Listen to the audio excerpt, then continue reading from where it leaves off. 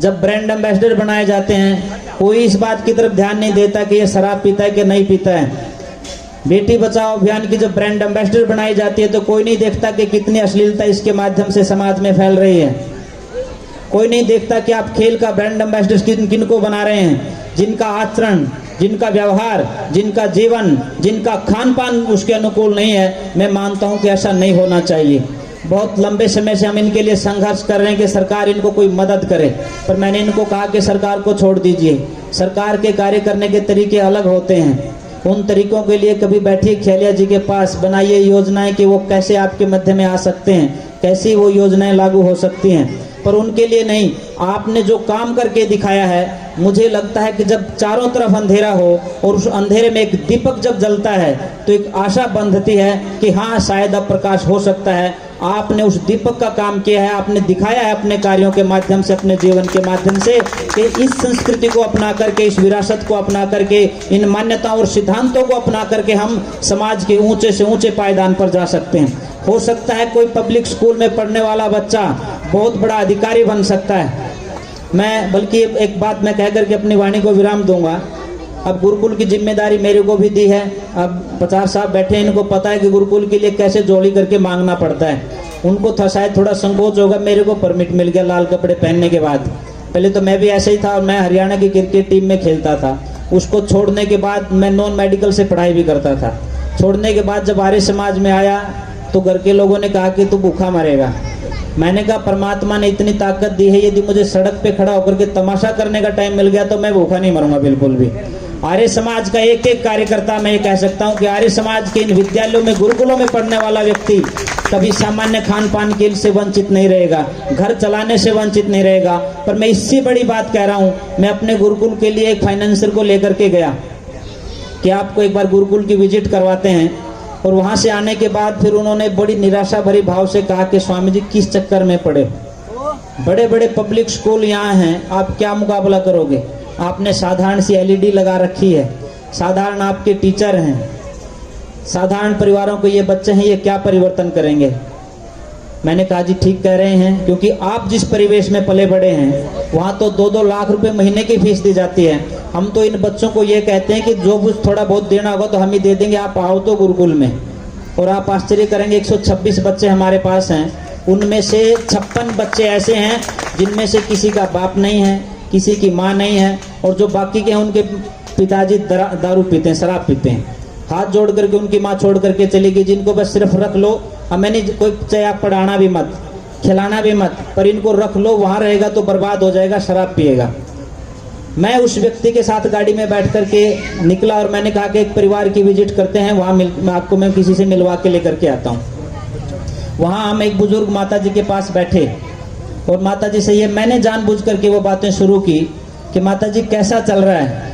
उन्होंने कहा भाई कैसा क्या चल रहा है? 3 बच्चे थे, 2 तो ऑस्ट्रेलिया रहते हैं, बड़ा अच्छे से कमा रहे हैं, खूब पैसा है, एक ये थारे गुरुकुल वाले ने जो है ना सारा काम खराब कर रखा है। मैंने कहा जी क्या हुआ?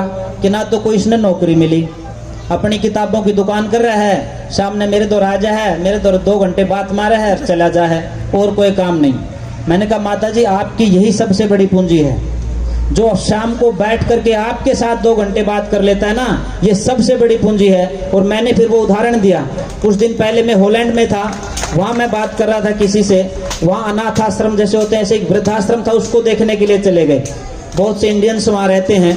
एक बुजुर्ग व्यक्ति से जब मैंने बात की तो मुझे इस बात के महत्व को बताते हुए गर्व हुआ कि जब मैंने उस व्यक्ति से कहा कि आपका कैसा चल रहा है, उन्होंने कहा जी बाकी तो सब ठीक चल रहा है, सरकार ने 100 गज का फ्लैट भी दे रखा है, छोटा सा पार्क है, उसमें बगीचा है, उसमें काम कर लेते हैं। पर दिक्कत ये होती है कि जब शाम का समय होता है, सोने का जब समय होता है, कोई बात करने वाला नहीं होता, तो मन भारी करके सोना पड़ता है। मैंने कहा जी इसका कोई उपाय आपने किया?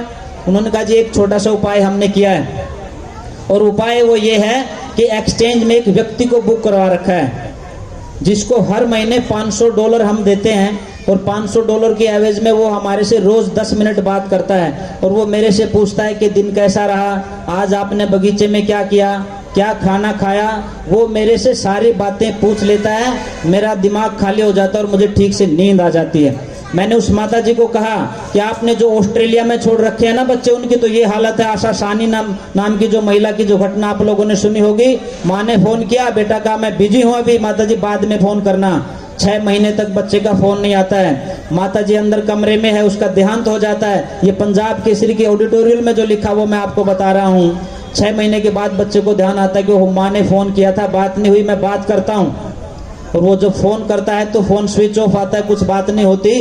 वो अपने साथी से बात करता है कि एक बार माँ को जाकर देख करके आइए क्योंकि फोन नहीं मिल रहा है। और जब वो जाता है, दरवाजा नहीं खुलता तो पुलिस बुला करके दरवाजा तोड़ते हैं और अंदर देखते हैं इस तरह के बिस्तर के ऊपर सिर्फ कंकाल पड़ा था, जिसके शरीर को कीड़े मकोड़ों ने खा लिया था, उसके ऊपर कुछ बचा नहीं था। उसकी हालत देख करके वो कहता है कि जी आपकी माँ का तो देहांत हो गया, और उसके तो सिर्फ कंकाल बचे हैं। शरीर पर ना तो खून है, ना मांस है, ना त्वचा है, सारा का सारा जो है ना वो षडांध में भरा हुआ कमरा मिला है। वो माथा पटक पटक करके वो व्यक्ति रोता है। जिस माँ ने अपनी जिंदगी का सब कुछ लगा करके उसको तैयार किया और विदेश भेजा कि मेरा बेटा वहां जा करके कुछ पैसे कमाएगा, लेकिन पैसे कमाने के लिए तो आपने भेज दिया, वो कारें खरीदने के योग्य तो बना दिए, लेकिन उनको आपने संस्कार नहीं दिए, और उसका दुष्परिणाम ये था कि वो आपकी आज हालत पूछने के लिए तैयार नहीं है।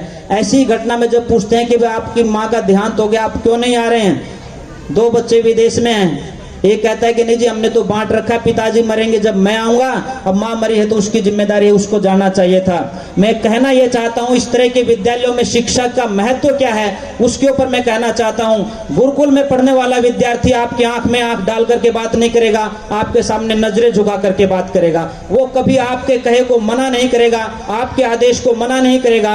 और जब सेवा की बात आएगी तो गुरुकुल का ब्रह्मचारी आगे बढ़ करके आपकी सेवा करेगा। और जो सबसे महत्वपूर्ण काम जिसको शुश्रूषा बोलते हैं, बड़े बुजुर्ग के साथ आप बैठेंगे और उसकी बातों को सुनना, उसको शुश्रूषा कहते हैं। बड़े व्यक्ति की बात के सुनने का सामर्थ्य इन बच्चों में पैदा होगा, चरित्र इन बच्चों में पैदा होगा।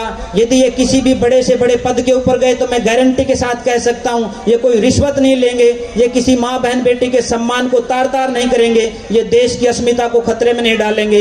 यदि हम चाहते हैं कि प्राचीन हमारे ऋषियों मुनियों की परंपराओं को, सिद्धांतों को, उनको हम जमीन के ऊपर उतार के दिखाएं तो इस प्रकार के कार्य करने पड़ेंगे। भले ही संदीपन जी 60-70 बच्चों को लेकर के बैठे हैं, इन विद्यार्थियों में से यदि 2-4 विद्यार्थी निकल करके जिन्होंने अष्टाध्यायी याद की होगी, महाभाष्य याद किया होगा, और बहुत से ब्रह्मचारियों के साथ में साक्षात्कार करता हूं, आपने मिशनरी वर्ड पे देखा होगा, एक छोटी छोटी बच्ची बिहार से लेकर के आए, माँ बाप नहीं है, बिल्कुल गरीब है, उसको नजीबाबाद गुरुकुल में ले आए। उस बेटी ने चारों के चारों वेद कंठस्थ याद कर लिए। आप उसको बैठाइए, 3 दिन में फटाफट सारे मंत्र सुना देगी। मैं कहना यह चाहता हूं, इस विद्या को बचाने की जरूरत है। और इसके लिए जिन लोगों को यहाँ बैठे हुए लग रहा होगा कि नहीं ये तो सामान्य लाठी चला रहे हैं, तलवार का तो जमाना नहीं, गोली का जमाना, कोई चला के दिखाओ गोली, पता चल जाएगा। ये तो प्राचीन हमारी जो संस्कृति है उसको बचाने के लिए, उसको दिखाने के लिए इन चीजों का प्रयास है। ये किसी को मारने के लिए नहीं है, ये तो खुद की सुरक्षा, अपने समाज की सुरक्षा, अपनी माँ बहनों की सुरक्षा के लिए हम लोग ये कर रहे हैं। और इसी सुरक्षा में हमारी संस्कृति की सुरक्षा निहित है। और यदि हम ऐसा कर पाते हैं तो सब मिल करके बोलेंगे जो बोले सो अब है, वैदिक धर्म की जय। आपने मुझे समय दिया, शायद थोड़ा ज्यादा होगा तो मैं माफी चाहता हूँ। बहुत बहुत धन्यवाद।